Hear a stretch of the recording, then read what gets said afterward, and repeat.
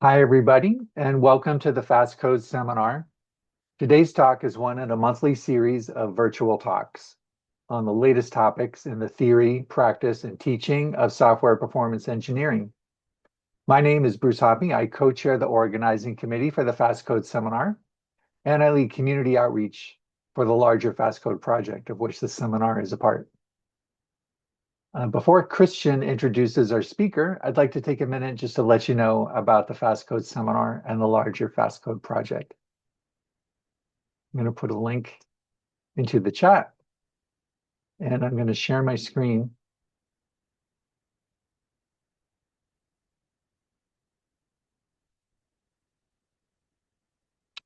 So I think everybody can see my screen now. Fast Code seminar, or the Fast Code website, is the front page of the Fast Code community. That's an open source community dedicated to advancing software performance engineering.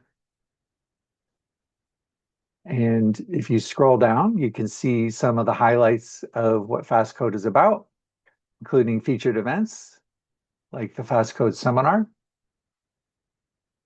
And Mosharaf's giving our talk today. You can see we have a couple great talks following today's. Laxman Dulapala from Maryland is going to be talking in a few weeks, May 27th. And Andrew Chien just signed up to give a June talk. So we hope to see you at those talks. In addition to the Fast Code seminar, other things that are part of Fast Code include a newsletter that we share about ways of making software performance engineering accessible and easy for programmers at large to do, and the Fast Code blog. And if you have a story about software performance engineering that you'd like to promote to a wider audience, I encourage you to ask me if we can help you put a blog post up, because we want to make your work in software performance engineering more enticing and easier for people to take action on. Other people who help organize the Fast Code seminar include Christian, who's our host today, Roberto Palmieri, Yihan Sun, Julian Shun, Jacob Lackey, and myself. So thanks to everybody for helping get this off the ground. I'm going to turn it over to Christian. All right, thanks a lot, Bruce. It's my great pleasure to introduce Mosharaf today, who's a professor in computer science and engineering at the University of Michigan, where he directs the Symbiotic Lab. Mosharaf earned his PhD from UC Berkeley in 2015, and his dissertation introduced the CoFlow abstraction and won the ACM SIGCOMM Doctoral Dissertation Award. He is also one of the original co-creators of Apache Spark, a system that has become very influential to modern big data computing. He has built a remarkable set of influential open source problems, including InfiniSwap, the first memory disaggregation system, Salus, which is an early software-only GPU sharing for deep learning, FedScale, the largest federated learning benchmark, and most recently also Zeus, which is an AI energy optimizer, which powers the ML.ENERGY Initiative. He has been recognized with an incredible list of awards, I have to say. One of them being the David E. Little Research Excellence Awards, and among others, also the Google Faculty Research Award and the Google Research Scholar Award. So with that, I'm happy to hand over to Mosharaf for his talk toward energy optimal AI. Thanks for being Thank here. you so much for the kind introduction, and thank you to FastCode for inviting me to have a chance to talk about sort of the step sibling of performance, energy efficiency. And I'm going to talk about sort of a problem that at this point, almost all of us are quite familiar with, and what we are doing to get closer and closer to energy optimal AI and how it relates to how we think about performance in terms of time. So unless you are living under a rock, you have seen some variations of this headline that AI energy consumption is increasing and is going to take over the whole world. It's more than Ireland and Netherlands and many other countries or it's going to be. And the reason behind all these concerns is true. It's actually increasing. The energy consumption of AI has been growing for a while, going as far back as 2020. The training energy consumption, estimated energy consumption, have been growing really quickly. If you look at GPT-3, some estimations said that to train GPT-3-like model, we would need 1.287 gigawatt hour of energy. And then over the years, going up to, say, Llama 3.1 and perhaps even Llama 4, it's about 15 to 20 times more. And it's very hard for us as humans to understand what do any of these numbers mean. So I tried to find some numbers from US Energy Information Administration's sort of page, where they said that to get 1 megawatt hour of energy, you need to burn about 100 or 1,140 pounds of coal. So when you think about any of these models, and these are only for their final runs that was put online, think of big mountains of coals that you have to burn to produce that much energy. And actual energy consumption is many, many times higher because you don't really just go and train a model. You try many different variations, many different ways, and eventually you pick the best configuration. And even then, it's only at the beginning. You only get a trained model. A single trained model is used by millions and billions of people, perhaps, to do tens of billions, even hundreds of billions queries. And so the energy consumption of AI keeps growing. And so the obvious question is, how much are we talking about anyway? Those are about single model, but on the aggregate, is this that big of a number? So International Energy Administration, if I'm not misremembering what IAA stands for, they put out this plot in April 2025. X-axis is time, and y-axis is sort of how much terawatt hour is going to data center energy consumption. And by 2024, we were already consuming 1.5% of global electricity consumption for sort of all the data centers, including the AI data centers. But as we grow forward, we see that the energy consumption is expected to grow from less than 500 terawatt hour to increase by 2-3 times in the best case.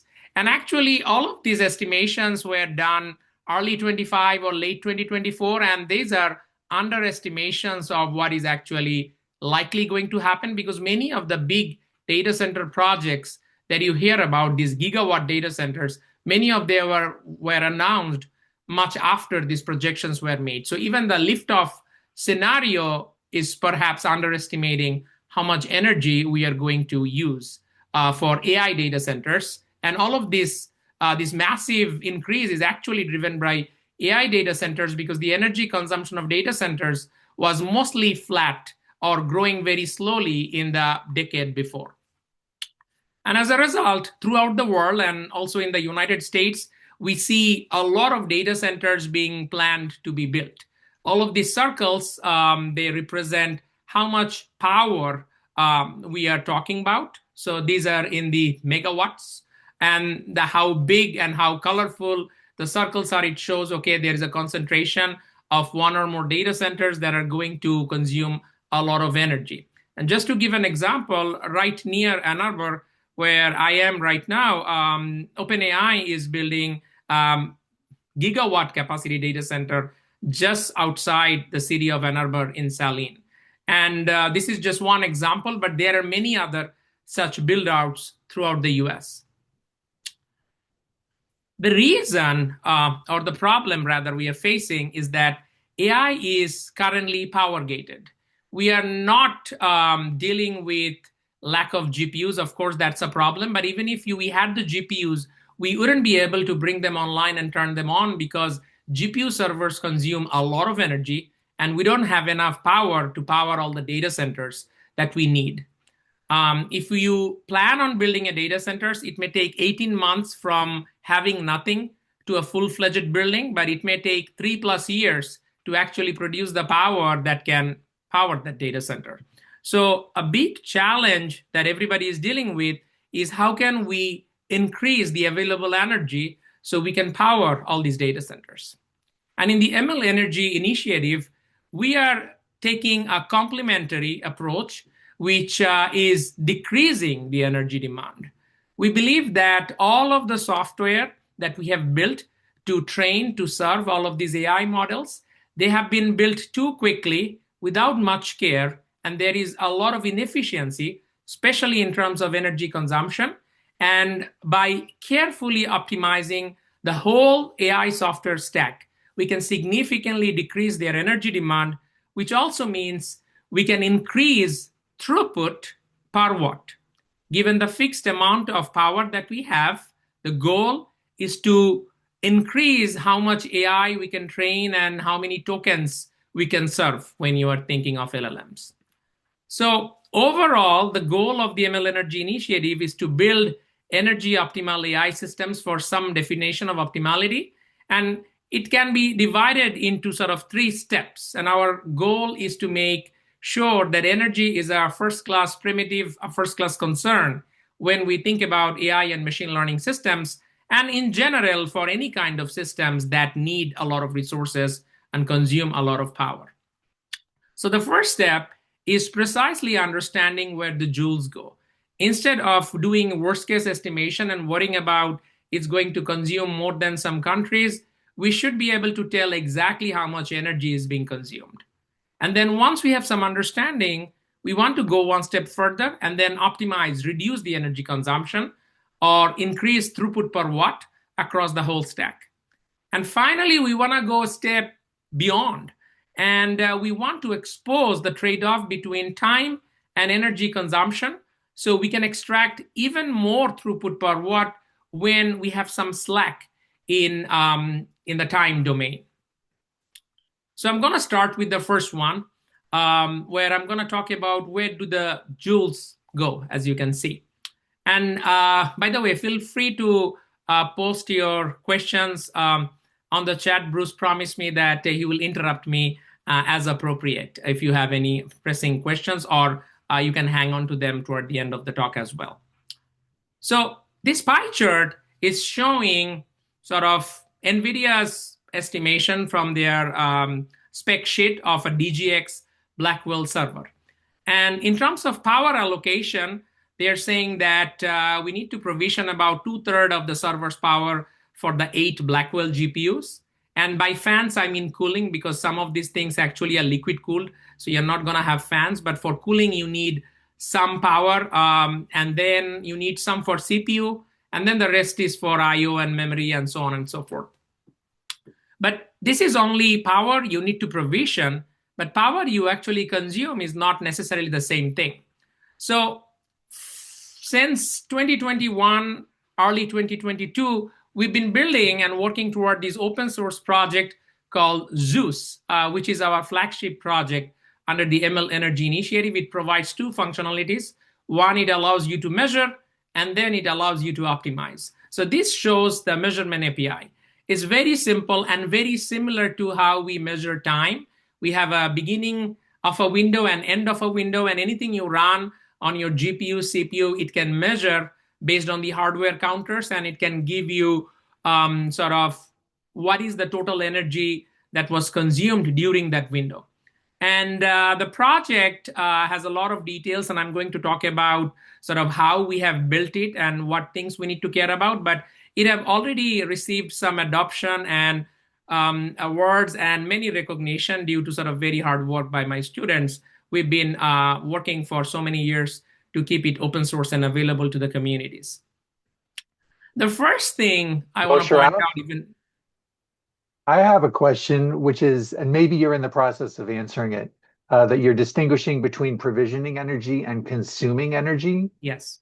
And I'm still not clear on the distinction, or is that exactly what you're in the process of explaining? I'm going to explain. So provisioning power, not energy. You are provisioning that, okay, in the worst case, this is the peak power they can consume. So you should have that much power available to avoid the worst case fate. And many of the estimations about AI taking these and that much energy are worst case estimates based on provision power. What I'm going to show using Zeus, we have measured for a wide range of open source or open weights models. And we have found that in many cases, many of these models can't really, consume all of the provision power. So we cannot rely on AI energy consumption number based on these estimations. We need to measure them. And so Zeus provides sort of this measurement tool that we have used ourselves and made it open source to anybody else to measure the energy consumption to have a better sense of where the energy is going. And on that note, measuring is not simply just creating a wrapper like Zeus and then around NVML and other tools that different hardware providers provide. It needs a very careful protocol. You cannot just go and measure. You also have to be very careful about the temperature of the GPU. So in this plot, in the x-axis, we are showing cooldown duration, meaning when you are profiling, you run for a while, and then you cool down for a while, then you run again to make sure that GPU temperature is sort of, depending on where you want it to be at a representative temperature, to be at a cold temperature, and so on. And as you can see in the y-axis, left-hand side, the energy goes up when the temperature is high, which is shown in the orange line.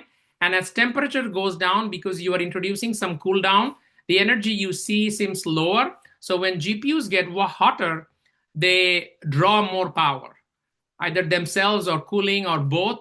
But overall, you want to make sure that your measurements is taking into account those things, and you are measuring sort of the energy consumption at a representative temperature. It's not just about running NVML. We have to be very careful in measuring. So with that caveat, and we were careful, we did measure, as I just told Bruce, that a wide range of open weights models that are all large models. Some of them are smaller. I mean, if you consider a couple billion smaller, that ranges from LLMs for chatting, LLMs for code generation, multimodal LLMs that can understand images and so on, and then image and video generation that can generate image and video. And as you can see, from the left to the right, the energy consumption on average for each of the requests varies a lot. And the actual details and what workload we are running, the details are in the paper. But what I want to point out is that some of them are memory bandwidth bound, like LLMs. You have heard of KV cache and many other sort of jargons, I'm sure. All of those are dealing with massive memory movement, and SMs, the computing cores of GPUs, are often idle when we are dealing with LLMs. On the other hand, image generation, video generation, they are extremely compute bound, and they can actually draw the full provision power. So the distinction I wanted to make is that even if you provision so much power, if you're running LLM, most of the time, a lot of power actually will not be drawn because many of the compute cores will not be able to run at full speed because they are IO bound from copying memory to the sort of GPU core so they can compute. But in the process of doing all this benchmarking analysis, we have also found that it's not just memory boundedness or compute boundedness that affect energy consumption. The algorithmic choices inside a model also affects. In this particular example, we have two models produced by the same group in Microsoft, Phi 3. And one is a mini version, which is slightly smaller, half the size of the small version. But small actually consumes less energy because inside the model, the way they compute attention, all of these models are transformer based, and transformer relies on attention to provide such good results that we have gotten accustomed to compute the next token. Multi-head attention, which used to be a traditional way of computing attention, needs a lot more computation to roughly do the same task as group query attention, which has become more popular nowadays. And by reducing the computation complexity within the attention mechanism, Phi 3, even though it has more parameters and need more memory, can actually compute or consume less energy on average per request. And there are many other kind of attentions people are working on. The point is not going into the details. We cannot make a broad statement about how much energy does AI consume without specifying the model, the runtime, the hardware, and everything else. We have also found interesting results like this that is also somewhat counterintuitive, where more GPUs can actually reduce energy consumed per token. So in this plot, we have time in the x-axis. This is time to generate a token on this Qwen 3 235 with active 22 billion parameter thinking inference model running on VLLM. And y-axis is energy needed to produce each token. And for two B200 GPUs, you can see the numbers on the side of the red dots are batch size. So 16 requests running in parallel, 32 running in parallel, 64 running in parallel. As you increase batch size, energy per token goes down because you are running more things in parallel. But when you increase the number of GPUs, double them, the time goes down because you have more GPUs.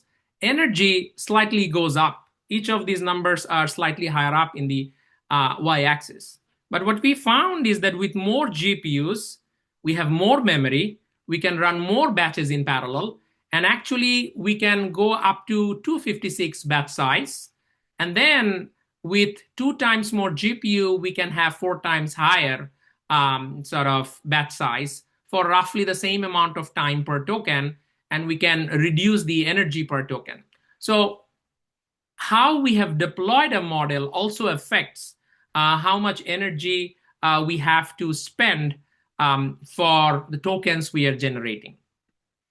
And all of these results, and there are many, many more, every 6 months or so, we run sort of the state-of-the-art open models on the benchmark, and we also update the benchmark itself. And we make all of them available through an interactive website at ML.ENERGY/Leaderboard. I invite all of you to go and try it out and see what different open weights model consume and how their performance get affected. And you will see that there is actually a relationship between time and energy consumption. And then feel free to also share with your colleagues and friends so they also become aware. So this is one of our bigger goals, to inform the public and practitioners and also academics about the relationship between time and energy when it comes to AI, instead of just relying on sort of the provision power that people talk about often.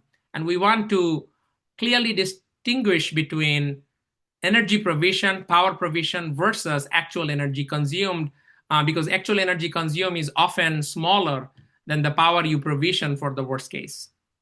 Mosharaf, can you say just a little more when you say try it out for the leaderboard? What's the end goal of trying it out? Like so the trying it out, the goal is to make sure that you are informed. For example, you want to deploy a state-of-the-art open source model in your cluster because you don't want to send out your queries because they're sensitive, private, whatnot. And you want to know, say, how much power should I actually provision to run an average workload, and how many GPUs and so on. So you can use this information that we have already calculated for you. So you can use that to get an estimation of how much power in theory you need to provision and how much power in practice you might actually need to provision, which will likely be smaller. And then you can bring more GPUs online and serve more people in parallel, at least more than what you'd have gone with if you were using worst case assumptions. Thank you. So I will, before I move on, I also want to point out that our efforts in terms of sort of making all of this information available has encouraged sort of many write-ups from many different places to inform the public, but also it has affected sort of big cloud providers to look into and provide more information about actually how much and where the energy consumption of AI inference is going. This report from Google at the end of August more or less agreed with whatever the numbers we put out for open models and how they actually sort of may consume. But in their case, they were using TPU, so numbers are not really apples to apples, but the procedure and methodology are very similar, which also gives us more encouragement to continue down this route. So I mentioned that we want to measure, we want to understand, but we also want to optimize. Now you can see everything, but if you cannot reduce, how does it help? And so before there, And I'm going to talk about training now, switching gears even further. I want to give a quick tutorial on how training works. And starting from sort of back in the days, good old days of 2015, our models were smaller and they fit in a GPU, and we have small amount of data. So we could send these batches of data into the GPU and we'll do forward, backward computation. And we'll end up training a model that will be in the GPU and will be serving from a GPU. And as the amount of data kept increasing, we moved to data parallelism, where the model is still small. And so we create many replicas of the same model, but we shard the data and we run the models or the data through the copies of the same model. Then after each iteration, we all reduce and aggregate all of them. So all of the GPUs had an up-to-date view of the model. And this is sort of the classical data parallel training. And soon, toward the end of last decade, we started seeing models getting larger and larger, where they don't even fit in a single GPU. So we had to figure out how to divide the model now. Just dividing the data is not enough because a single model doesn't even fit in a single GPU. So a common way of doing it, and there are many ways, a common one is pipeline parallelism, where we now divide the model into stages, and we put them across, in this example, 4 stages, and we take a piece of data that goes sequentially through each stage. So eventually we do forward and backward across all the stages, and we get a trained model. And the batch, if it goes one stage at a time, will have a lot of inefficiency, because when it's at stage 0, stage 1, 2, 3 GPUs are idle. When it's at stage 1, stage 0, 2, 3 are idle. So what we do is that we divide the batch into micro batches, and we do fine-grained pipeline parallelism, as you might have seen in CPU instruction scheduling in other places. So they go through all of the stages, and most of the stages are busy almost all the time, except for at the beginning, at the end. And we end up with something called a 1F, 1B schedule. So this is what a 1F, 1B schedule looks like. So in this example, we have the same 4 stages. A model had been divided into 4 GPUs, and x-axis is time. Each of the blocks are computation, and the numbers F1, F2, so on, they go up to 8 because we have 8 micro batches, and F and B means forward computation and backward computation. For backward to happen, the whole forward have to finish. If you look at the leftmost side, you see F1 is going from stage 1 to 2 to 3, and after that, B1 can start. So there is hard dependency when computations can happen. Same for F2 and F3 and F4. So this is how you'd see it drawn on a paper or in sort of textbook, if people start writing textbook about all these training systems. And this is sort of the actual time drawn to scale for GPT-3 1.3 billion model running on 4 NVIDIA 100 GPUs. So they moved slightly, and you can see in the middle, there are some empty spaces that are being created because forward, backward computation, they are often not of equal length. Backward is typically 2 times or more longer because of a variety of reasons that I don't want to go into the details of. But a rule of thumb is backward computation takes around 2x more time than the forward computation.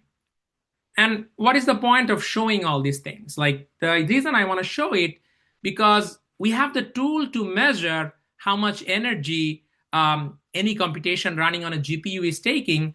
And each of the stages is something running on a single GPU. So we can individually measure how much is F1 taking or B5 taking and so on. So we did that. What we did is we used Zeus. And these are for PCIe-based A100 GPUs. So they go from 0 watt to 300 watt. And the colors are showing all of them are roughly running closer to 300 watt power draw. And you can see that's how typically people would run. You take a GPU, you have your ML model, you have your training system, you throw at it, things run, and then eventually when everything finishes, you get your trained model. But we wanted to look a little bit deeper and understand what is the critical path of computation here. And as you can see, this blue line is showing the sequence of computation that dictates how long the total computation of one iteration will take. By the way, this whole thing is showing forward and backward of a single iteration of a single model running on a pipeline. And as I mentioned earlier, we also have large data. So there will be many, many replicas of the same model working on different portions of the data. But each pipeline follows the same structure. So you have the same critical path. And what we have done essentially in terms of optimization is that we can automatically find this critical path, and we can slow down all computation outside the critical path so that they take perhaps slightly longer, but they also consume much less power. And as a result, you can see most of the blocks have become much cooler. Instead of closer to being orange or red, they are now closer to white or blue. And by doing that, we still keep exactly the same time, but we can save significant amount of energy. And we call all of the energy that we have saved energy bloat, because they don't affect your computation, because the total time remains the same, accuracy of the model remains the same. We are just taking advantage of the distributed structure and the dependencies of different computations that are across many, many different GPUs and at different points in time. And in this work, Perseus, we do it by precisely setting the frequency of GPUs to different frequencies at different points in time, so they slow down and consume less power, and as a result, consume less energy. But they don't become so slow where they themselves become the bottleneck or become part of the critical path, so that we can extract and remove all of these bloats from our training pipelines. And so x-axis is time of a single iteration, y-axis is the energy consumed in joules. And this is where traditional systems like Megatron LM, where it would be running, you just throw at it. GPUs are typically by default configured to draw as much as they can. They're running at full speed. They finish their work, then they wait. Yes. There's a question. Yeah. Do you measure F1 and B1 beforehand? We do measure. We can measure beforehand. In case of Perseus, we can measure in the first few iterations because the computation remains exactly the same every time, only data changes. So we do profiling. You can do live profiling in first few iteration. But then after that, I mean, the system does it. And then it automatically stops profiling once it has some confidence that, okay, is the same number and I have very high confidence. This is how much power they are drawing right now. And then it runs the optimizer. Then it optimizes, sort of like figures out the schedule, what frequency at what time. So in the y-axis, this is how much it takes. And we are saying after reducing bloat, we will roughly have the same time, but the energy will go down. That's what we want to find. It turns out that finding this thing is NPR'd. And I'm not going to bore you with the proof or like the details of the solution, but I will give you a sketch of how the solutions work. We find the solution from the other end. We design an iterative graph card-based algorithm where we start by running the whole thing very slowly. We set every frequency of all the GPUs to the lowest possible frequency. And then what we try to do at every step of our algorithm, we try to reduce iteration time by a single unit time. And we try to figure out what is the minimum energy increase to reduce the time by one time unit. Essentially, we can represent the whole computation as a graph. And then you want to find the min cut or max flow. And then you iteratively apply it. And as a result, what happens is that from the lowest energy configuration, which may take a lot of time, we keep going leftward and we keep finding these points until we hit the line where we had sort of the original time if you don't do any frequency scheduling. And instead of giving you sort of how the algorithm works, that's in the paper. If you're interested, you can see it. And our code is, of course, online. You can try it out. I will, reintroduce it. But this is a live example that my student Jewan he has produced in a GIF form that I can show you. So on the right-hand side is the same figure we have seen. We are starting from a minimum energy point, in this case, 12.46 seconds per iteration. It is divided into 4 stages. And this is the black dot is the everything running at max speed. And the current snapshot is showing everything running very slowly. And then when we start our algorithm, at every step, it is finding more and more critical paths and compressing the timeline. And until it got to the point, this timeline is the lowest time where you can achieve and meet whatever everything running at max speed would have provided you by default. But as you can see, it crossed this vertical line at a lower point in the y-axis, and that's the amount of energy that we save. And this leads to significant energy savings for A100 GPUs, for this particular model, GPT-3, and there are many other models. We actually ran this software. You can save up to 18%. For A40 GPUs, it can go up to 28.5%. And then we didn't have gazillion GPUs, so we did separate profiling and emulation. And we found that with respect to sort of state-of-the-art solution, other than ours, ENV pipe, we can go up to saving 30% for very large models with hundreds of billions of parameters, and in this particular case, emulated on a 1024 SXM GPUs. We have a question, Mosharaf. Yes. How are power/energy beyond GPUs measured or not yet? CPU, fan, RAM are difficult to measure in x86 servers compared with GPU. That's a very good question. So there are ongoing works on where we are trying to figure out sort of like how we can measure them. Zeus supports using RAPL and other interfaces that sort of your BIOS and or your motherboard provides to get some estimation of CPU. All of these numbers we are talking about here, they are only GPU numbers because GPUs are sort of isolated computers. You just have many of them. And as I have shown that as we go forward, the amount of power that are being drawn on these machines are mostly GPU driven and GPU bound and cooling for GPUs.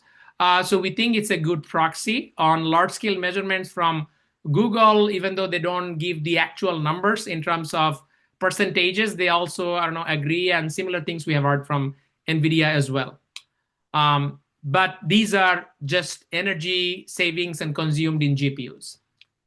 So regarding NVIDIA, what I was going to say is that after reading our paper and trying out our open source system in their cluster, NVIDIA has reached out to us since middle of last year. And since then, for 1 year, we've been collaborating closely to deploy and hopefully try to see whether we can integrate this type of techniques in sort of these very large scale systems that everybody uses that NVIDIA have produced, like Megatron, LM, and other kind of systems. So everybody who is doing AI training and AI inference can take benefits of some of our works that are coming out of these open source projects.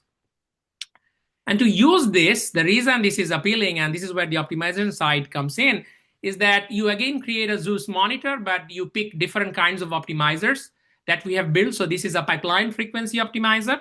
And then the example is shown through Hugging Face transformers integration, but we have already integrated with Megatron. It doesn't exist in the main branch Megatron yet, but hopefully we'll be able to, work with NVIDIA and see where it goes. But for Hugging Face, you just add a callback that's called the Zeus optimizer that we just created on top. That's the only thing you need to add more or less in your code. So if you're training on a single GPU, multiple GPUs on your machine, or maybe even a pipeline across multiple machines, you can use these optimizers very easily by taking advantage of all of the open source work that we have done. And the third thing I want to talk about and the last thing, how to navigate this time-energy trade-off. And I haven't introduced the trade-off, but you have already seen some example of it in my talk, is the plot from another GPT-3 model for Perseus that I just showed. And x-axis is again iteration time of training. Y-axis is iteration energy in kilojoules. And the black dot is everything running at max speed, which is basically Megatron LM. And we ran Perseus, and you see all of these dots. And I talked about we only care about this leftmost dot, which matches or roughly matches the original iteration time. And the vertical savings that we have is energy bloat reduction, which basically shows that you can save a lot of energy consumption by precisely setting the frequency of different stages at different points in time. In this case, for this GPT-3 6.7 billion parameter model. But what we have also found in the process is that you can save even more. If you're okay with a little bit slower, you can save a little bit more energy, and it's not always proportional. For example, you can say that I don't want the iterations to finish at about 135 seconds. It's okay if it finishes at 145 seconds. And so everything will be slowed down by 10 seconds over 135. So maybe a few percentage points, but you can have disproportionately larger energy savings in the bigger picture.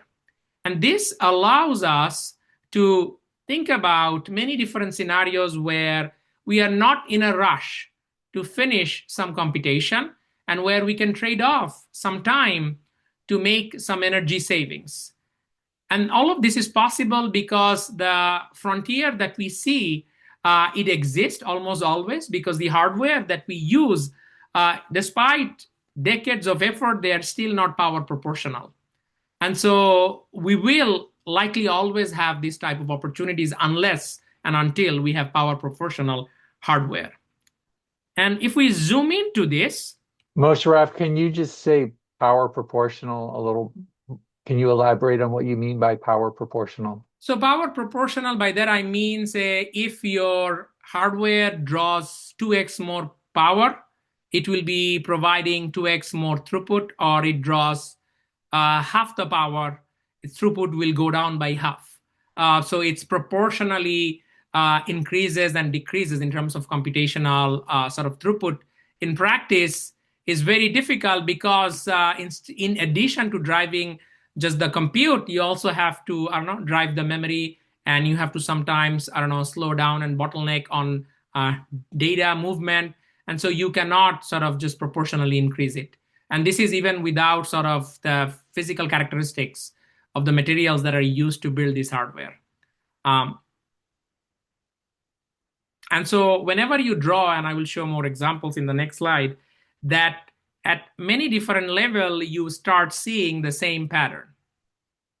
So this is what I showed and explained in the iteration level for our recent work in SOSP, where we can see that there is a frontier, and this is close to the sort of ideal Pareto frontier.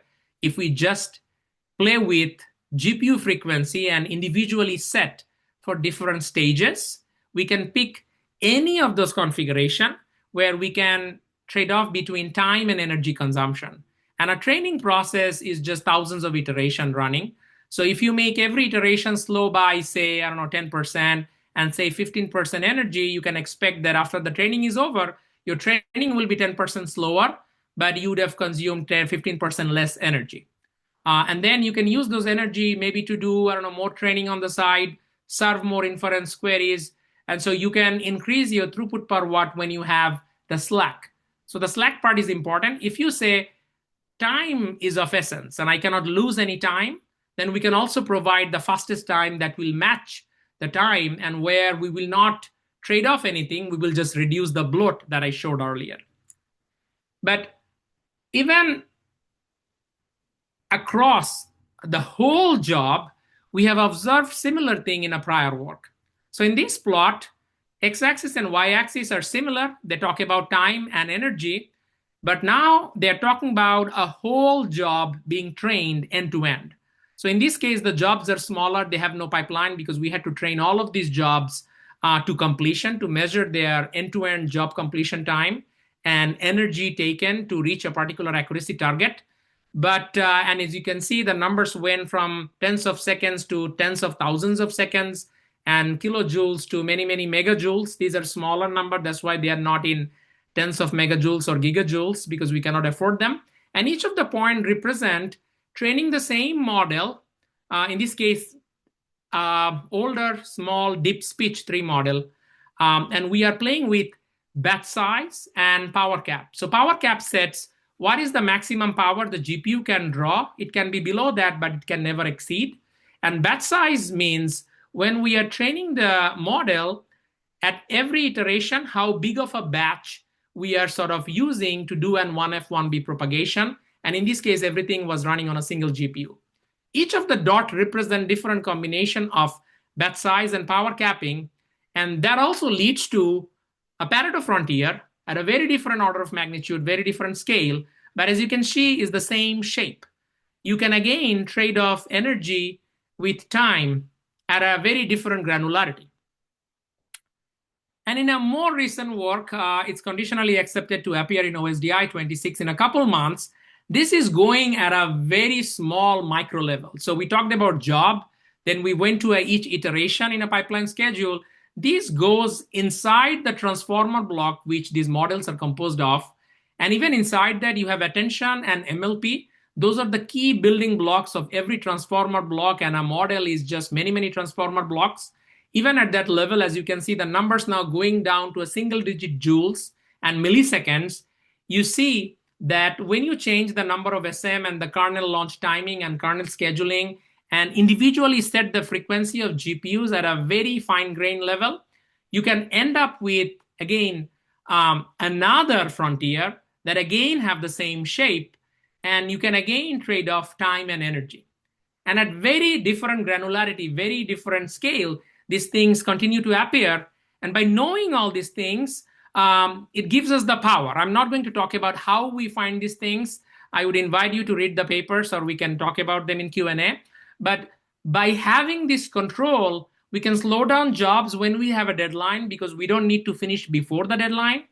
If in a data parallel setting, we have one pipeline that is straggling, we can slow down every other pipeline because you are stuck with the straggler one, because there is a hard barrier at the end of iteration, if you remember from the data parallel example I showed. So every other pipeline can actually have flexibility to slow down and save energy. And even at the block level, the block earlier I showed in terms of 1F, 1B pipeline, different block, or rather the same block in different location, can have a very different configuration because they don't all have the same urgency. And all of these knobs gives us more and more power to actually save more and more energy. And to put everything together, the main takeaway is fast does not necessarily mean energy optimal, because the GPU's energy consumption is static energy and dynamic energy. Static energy depends on static power draw. Whether you do something or not, GPU will draw some power, about 20% of the total power draw. And all this configuration and improvement to make things fast, they can change the time. So you can only affect static energy. But 80% of the energy actually goes into dynamic energy, which depends on total work done and GPU frequency over time, as we have shown. And GPU frequency also affects time, because if you slow down GPU frequency too much, then time increases. And because time increases, static power times time increases static energy. And so Mosharaf, yes. There's a question. How do Yes. the different levels of optimization interact? Do we need to reach the frontier at finer grains before we can tune the coarser grains? I mean, this is an active investigation that we are doing. We have looked at sort of the block level and iteration level, how they interact in this sort of the latest work that will be published in a couple months. We still haven't managed to connect them to the job level, because to train a large model at the job level, very resource intensive, and we don't have the resources to do it. But if I were to guess, some of the benefits, I think, or we hope, will still hold. But this is something we need to figure out. So one of the work we are working on currently is we are trying to establish this new field of research called energy calculus, which talks about how these different kinds of frontiers can be composed and what they look like when you compose them. So once we can flesh out energy calculus, we'll be ready to talk more about them. And then hopefully we'll have a more clear answer of how they will or will not compose and when they do and do not. So I will end with sort of an example showing why jointly optimizing is the key when we want fast code and energy efficient code. And actually, when we just want fast code, we should still consider energy efficiency when it comes to complex computation like AI that are running across many GPUs in a distributed fashion. By now, all of you are familiar with this plot. No time in the x-axis, energy in y. Now I have changed a model to Qwen 3, 1.7 billion with different configuration. And this is what will happen if you take Megatron LM, download it from NVIDIA, run it. These are iteration level time, so you get some time and some energy consumption. We can apply Perseus that I've shown earlier in the middle of my talk. It reduces some bloat and then gives you a frontier.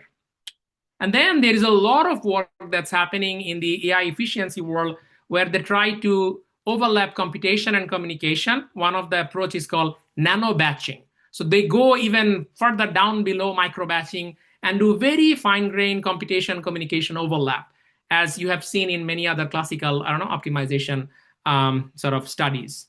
And by doing that, they get, some number which increases the time because time goes down.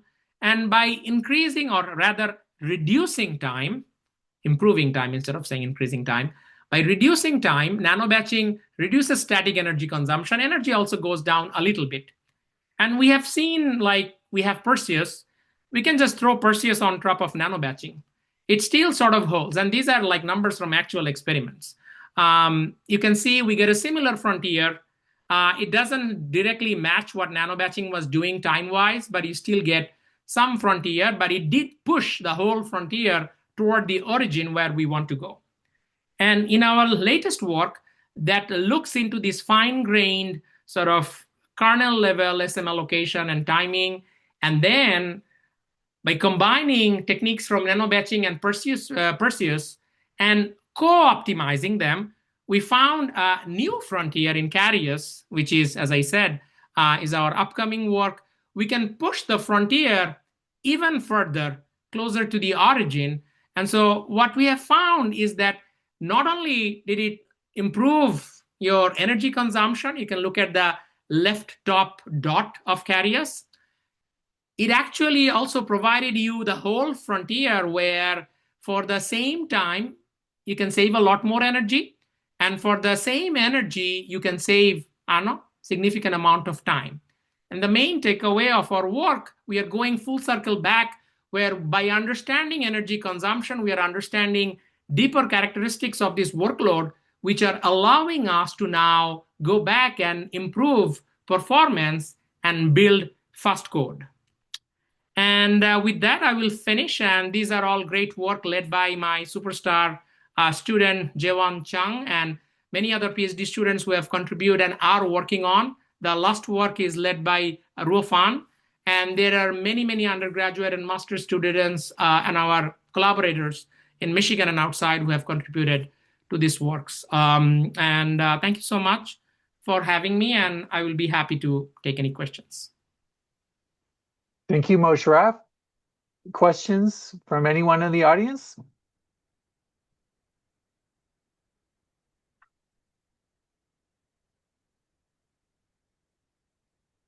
I see applause everywhere. I have a question while others are thinking about their own. So I'm just fascinated by the energy versus time trade-offs because I've been in a community of software performance engineering totally focused on time or maybe space. And Mosharaf, my sense is that you've been focusing really on AI and model training. And so I'm kind of curious about what are the implications for energy as something to measure and optimize outside the domain of model training? For example, I'm NOAA and I'm running a weather simulation to forecast, and presumably we want to also minimize the energy for that software. So does this translate, or how does that all fit? That's a fantastic question. So I will go slowly from like all of the optimization work that I have shown in terms of training, and first talk about inference. All of these newer sophisticated models, they're often deep learning based. So there's a lot of inference happening. And in truth, it used to be training consumes more in energy than inference when sort of AI was not as widely used, or these large models. Now it's inference dominated. So the techniques that I have shown, they will apply to models when they are large and you need many, many GPUs to load the whole model and run them, because like the computation characteristics are very similar. They may also have to be distributed across multiple GPUs. And whenever you have multiple GPUs, you will have multiple paths of computation, and few of them being critical and everything else being non-critical. So many of these things will apply, and we are actually actively working on inference energy optimization. But also we have recently done some work in collaboration with our colleagues at UIUC, where we look at sort of agentic workload, where it's just many, many LLM inference are organized on a DAG to address complex problem. So inference is in the ballpark. For HPC and other type of computation that are running on GPUs, they might also be, or they should be able to take advantage of it, as long as, again, they have this complex computation characteristic, which I would guess any sufficiently large and complicated computation that needs to be distributed across multiple GPUs, they cannot all be just embarrassingly parallel all the time. So if you're not embarrassingly parallel and you have computation that have dependencies, you can take advantage of these dependencies by focusing on the non-critical path and slow them down precisely to save energy. Thank you. That kind of reminds me of task flow. I'm not expert in the technicalities, but that's coming out of Wisconsin, I believe. Does that ring a bell? Are you familiar with? I'm not familiar with this Okay, particular work. I'll follow up. I'll follow up after. I don't want to take the whole group's time. Are there other questions from the audience?